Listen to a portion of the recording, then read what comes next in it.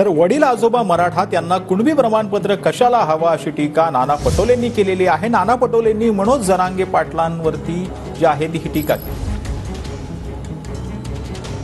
आजोबा कुणबीचं कागद असलं पाहिजे, माझ्या वडिलांचं कुणबी प्रमाणपत्र असलं पाहिजे आणि माझं असलं तर ते कास्ट म्हणजे आपल्याला व्यक्तिशः जावं लागलं। आता सरकार जे मागतो तो जरांगे पाटील काय मला कुणबी प्रमाणपत्र पाहिजे। आता त्याच्या आज्याचं मराठा लिहिलं असेल, त्याच्या बापाचा मराठा लिहिला असेल तर हा कुणबी कोण काय करते?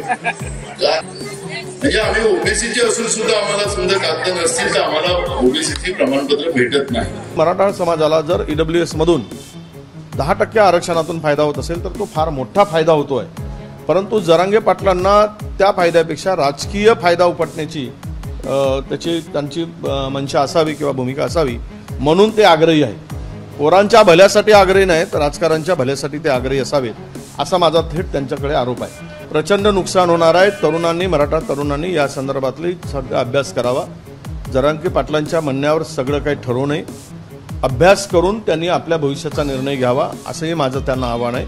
मुळात मी सांगितलं की ओबीसीमध्ये येऊन 372 जातीमध्ये येऊन त्यांना फार काही फायदा मिळणार नाही आणि ओपनमध्ये फार काही जाती राहणार नाहीत। म्हणजे नोकऱ्यांचा संदर्भ जिथे येतो किंवा सोयी सवलतीचा येतो तिथे फार मोठा नुकसान मराठा तरुणांचं होणार आहे।